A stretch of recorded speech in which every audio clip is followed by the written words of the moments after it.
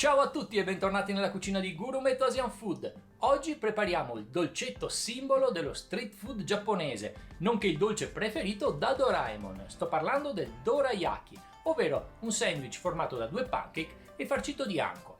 L'anko è la famosa marmellata di fagioli azuki che oggi prepareremo in casa e che domanda un po' di tempo. Se volete ridurre di molto il tempo di preparazione della ricetta, allora potete comprare dell'anko già pronto oppure farcire il dorayaki di qualcos'altro. In ogni caso andiamo a vedere tutti gli ingredienti che compongono questo piatto e poi mettiamoci al lavoro. Let's go!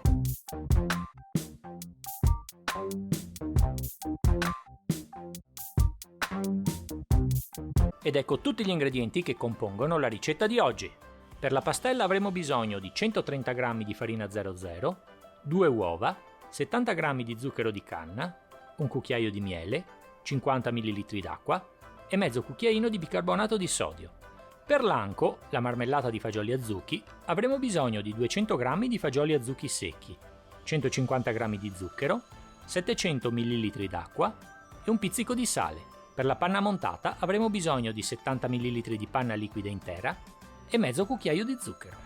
E dopo aver trovato tutti gli ingredienti, come al solito, cominciamo la ricetta che divideremo in 4 fasi: la preparazione dell'anko, la preparazione della pastella, la cottura dei pancakes e infine la preparazione dei dorayaki. Cominciamo a preparare l'anko. Mettiamo i fagioli azuki in una pentola, ricopriamoli d'acqua e portiamo a ebollizione. Quando l'acqua comincia a fremire, abbassiamo la fiamma e cuciniamo per 5 minuti. A questo punto scoliamo i fagioli azuki per eliminare l'acqua. Rimettiamo i fagioli azuki nella pentola, ricopriamoli di acqua pulita e riportiamo a ebollizione. Una volta che l'acqua ricomincia a fremire, abbassiamo la fiamma e cuciniamo per 5 minuti. Scoliamo quindi i fagioli azuki per la seconda volta per eliminare l'acqua. Questa operazione serve per togliere l'amertume dei fagioli. Rimettiamo per la terza volta i fagioli azuki nella pentola, aggiungiamo 700 ml di acqua pulita, mettiamo un coperchio e a fuoco medio cuciniamo per circa 50 minuti, un'ora. Durante questo tempo schiumiamo regolarmente l'acqua dei fagioli.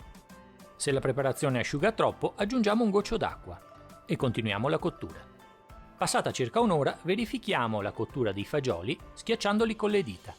Se i fagioli si schiacciano facilmente, copriamo con un coperchio, togliamo la pentola dal fuoco e lasciamoli riposare 15 minuti. Passato questo tempo, scoliamo un po' di acqua dai fagioli e riserviamola in caso ci serva per ammorbidire la preparazione. A questo punto aggiungiamo un terzo del nostro zucchero ai fagioli e cuciniamo 5 minuti a fuoco medio mescolando continuamente. Passato questo tempo aggiungiamo la seconda parte dello zucchero e sempre mescolando continuiamo a cucinare per 5 minuti. Aggiungiamo per finire la terza parte di zucchero e continuiamo a mescolare. Verso la fine della cottura aggiungiamo un pizzico di sale e sempre mescolando facciamo asciugare la nostra preparazione. Il prodotto finale dovrà avere una consistenza simile a questa. Versiamo ora l'anko in un vassoio.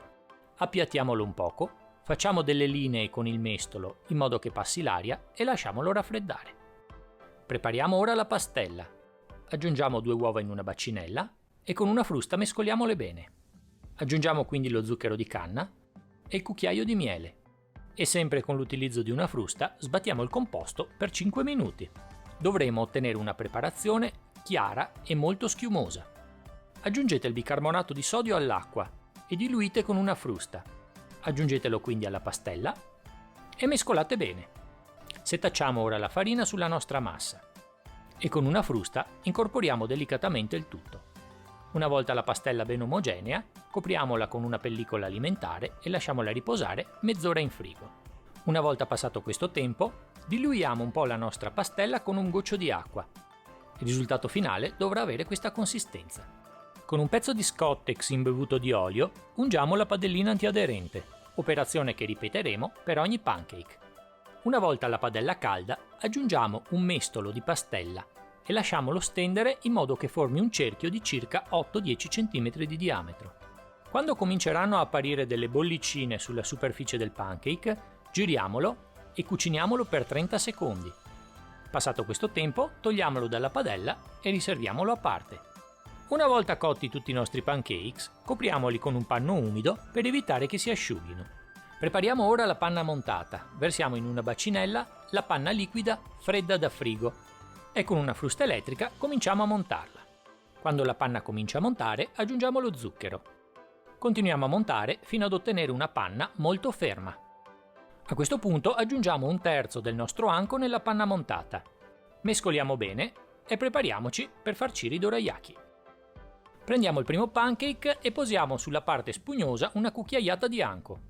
Dopo averla stesa bene, copriamo con un altro pancake e pressiamo un poco. Il nostro primo dorayaki è pronto. Ripetiamo l'operazione con il secondo ripieno. Posiamo un secondo pancake, pressiamo e anche il dorayaki con l'anco cremoso è pronto ad essere degustato. Itadakimasu! Ed ecco fatto, finita anche questa famosissima ricetta dello street food giapponese e speriamo che a Doraemon siano piaciuti i miei dorayaki. In ogni caso, come avete visto, la ricetta è piuttosto semplice, un po' lunga, la parte della marmellata di fagioli a zucchi richiede un po' di dedizione, bisogna stare attenti a mescolare bene quando si aggiunge lo zucchero per non bruciare il tutto. Per quanto riguarda i pancake, penso siano gestibili un po' da chiunque. L'unica avvertenza è di tenere la padellina antiaderente a fuoco medio per non bruciare per l'appunto i pancakes.